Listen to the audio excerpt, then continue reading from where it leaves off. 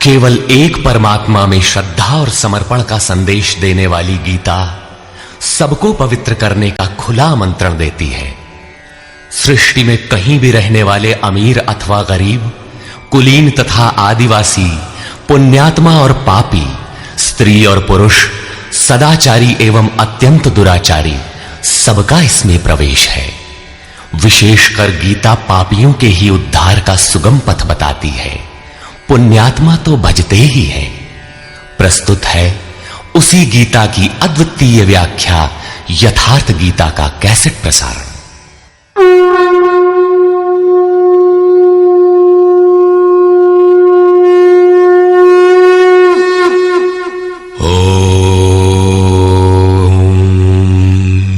श्री परमात्मने नमः।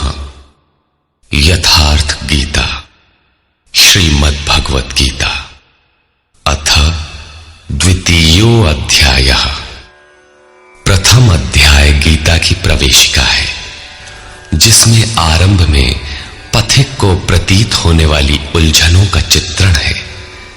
लड़ने वाले संपूर्ण कौरव पांडव थे, किंतु संशय का पात्र मात्र अर्जुन है। अनुराग ही अर्जुन है। इष्ट के अनुरूप राग ही पथिक को क्षेत्र क्षेत्रज्ञ के संघर्ष के लिए प्रेरित करता है। अनुराग आरंभिक स्तर है। पूज्य महाराज जी कहते थे, सदगृहस्थ आश्रम में रहते हुए ग्लानि होने लगे, अश्रुपात होता हो, कंठ अवरुद्ध होता हो, तो समझना कि यहीं से भजन आरंभ हो गया। अनुराग में ये सब कुछ आ जाता है। उसमें धर्म, नियम, सत्संग, भाव सभी विद्यमान होंगे।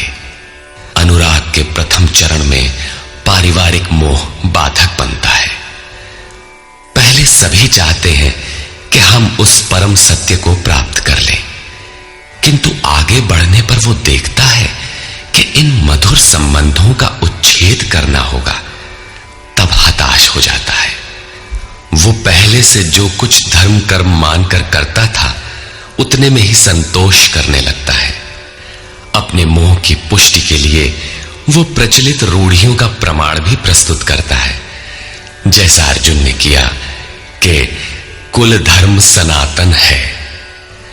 युद्ध से सनातन धर्म का लोप होगा, कुल क्षय होगा, स्वैराचार फैलेगा। ये अर्जुन का उत्तर नहीं था, बल्कि सद्गुरु के सान्निध्य से पूर्व की अपनाई गई एक कुरीति मात्र थी।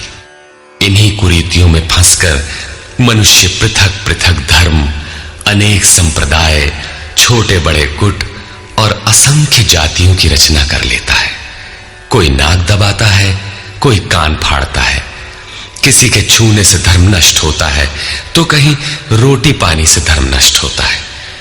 तो क्या अछूत या छूने वालों का दोष है? कदापि नहीं। दोष हमारे भ्रमदाताओं का है। धर्म के नाम पर हम कुरीति के शिकार हैं, इसलिए दोष हमारा है। महात्मा बुद्ध के समय में केश कंबल एक संप्रदाय था, जिसमें केश को बढ़ाकर कंबल की तरह प्रयोग करने को पूर्णता का मानदंड माना जाता था। कोई गोव्रतिक गाय की भांति रहने वाला था, तो कोई कुक्कुरव्रतिक कुत्ते की तरह खाने पीने रहने वाला था। ब्रह्म विद्या का इनसे कोई संबंध नहीं है।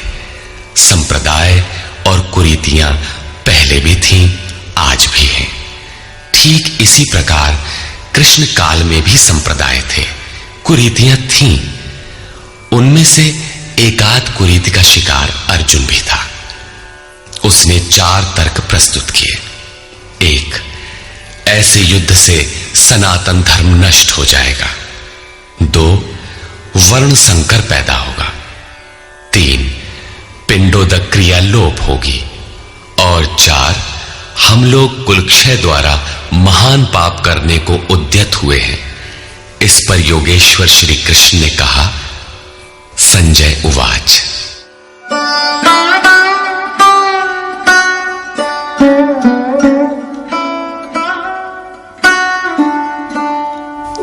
तथा कृपयाविष्टम् अश्रुपूर्णाकुलेक्षणम् विषीदन्तमिदं वाक्यम् उवाच मधुसूदनः। करुणा से व्याप्त अश्रुपूर्ण व्याकुल नेत्रों वाले उस अर्जुन के प्रति मधुसूदन, मद का विनाश करने वाले भगवान ने ये वचन कहा। श्री भगवान उवाच।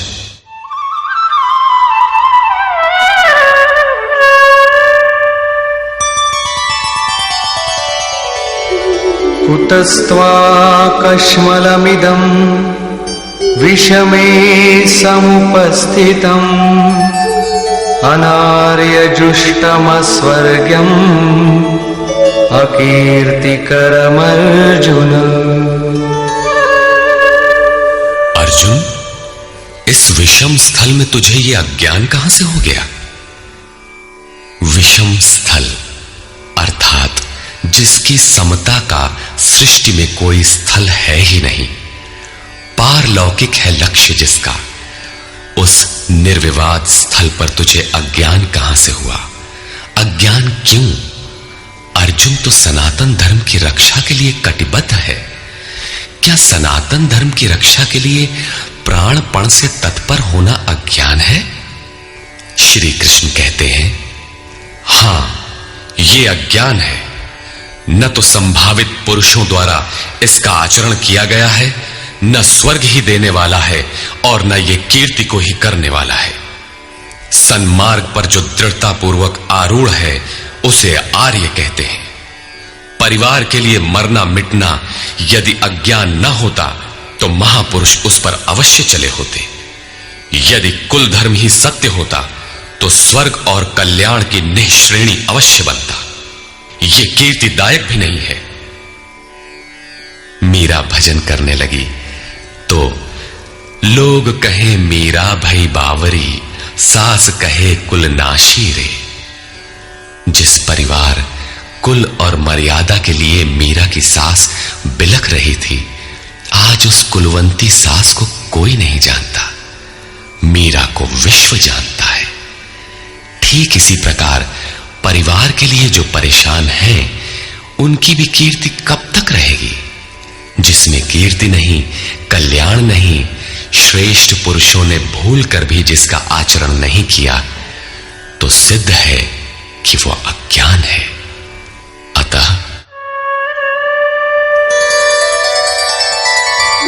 क्लैब्यमास्मगमः पार्थ नैतत्त्वय्युपपद्यते क्षुद्रं हृदय दौर्बल्यं त्यक्त्वोत्तिष्ठ परन्तप। अर्जुन, नपुंसकता को मत प्राप्त हो। क्या अर्जुन नपुंसक था? क्या आप पुरुष हैं? नपुंसक वो है जो पौरुष से हीन हो। सब अपनी समझ से पुरुषार्थ ही तो करते हैं। किसान रात दिन खून पसीना एक करके खेत में पुरुषार्थ ही तो करता है।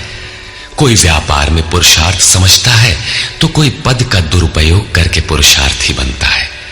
जीवन भर पुरुषार्थ करने पर भी खाली हाथ जाना पड़ता है। स्पष्ट है कि यह पुरुषार्थ नहीं है। शुद्ध पुरुषार्थ है आत्मदर्शन।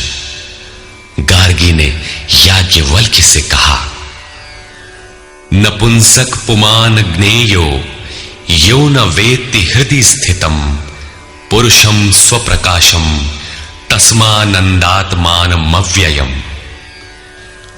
वो पुरुष होते हुए भी नपुंसक है जो हृदयस्थ आत्मा को नहीं पहचानता। वो आत्मा ही पुरुष स्वरूप, स्वयं प्रकाश, उत्तम आनंद युक्त और अव्यक्त है। उसे पाने का प्रयास ही पौरुष है। अर्जुन, तू नपुंसकता को न प्राप्त हो, यह तेरे योग्य नहीं है। हे परम तप, हृदय की इस क्षुद्र दुर्बलता को त्याग कर युद्ध के लिए खड़ा हो। इस पर अर्जुन ने तीसरा प्रश्न प्रस्तुत किया। अर्जुन उवाच।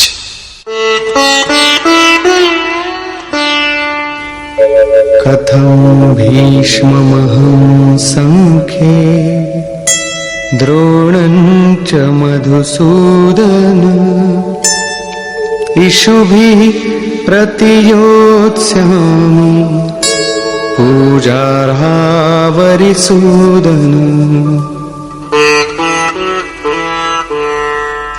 अहंकार का शमन करने वाले मधुसूदन, मैं रणभूमि में पितामह भीष्म और आचार्य द्रोण से किस प्रकार बाणों से युद्ध करूंगा, क्योंकि अरिसूदन वे दोनों ही पूजनीय हैं। द्वैत ही द्रोण है। प्रभु अलग हैं, हम अलग हैं। द्वैत का यह भान ही प्राप्ति की प्रेरणा का आरंभिक स्रोत है। यही द्रोणाचार्य का गुरुत्व है। भ्रम ही भीष्म है। जब तक भ्रम है तभी तक बच्चे, परिवार, रिश्तेदार सभी अपने लगते हैं। अपना लगने में भ्रम ही माध्यम है। आत्मा इन्हीं को पूज्य मानकर इनके साथ रहता है कि ये पिता हैं, दादा हैं, कुलगुरु हैं इत्यादि। साधन के पूर्ति काल में गुरु न चेला, पुरुष अकेला। न बंधुर न मित्रम गुरुर्नैव शिष्यः चिदानंद रूपः शिवोहम शिवोहम। जब चित्त उस परम आनंद में विलय हो जाता है तब न गुरु ज्ञान दाता और न शिष्य ग्रहण करता ही रह जाता है। यही परम की स्थिति है। गुरु का गुरुत्व प्राप्त कर लेने पर गुरुत्व एक जैसा हो जाता है। श्री कृष्ण कहते हैं, अर्जुन तुम मुझ में निवास करेगा। जैसे श्री कृष्ण वैसा ही अर्जुन, और ठीक वैसा ही प्राप्ति वाला महापुरुष हो जाता है। ऐसी अवस्था में गुरु का भी विलय हो जाता है। गुरुत्व हृदय में प्रवाहित हो जाता है। अर्जुन गुरु पद की ढाल बनाकर इस संघर्ष में प्रवृत्त होने से कतराना चाहता है। वो कहता है,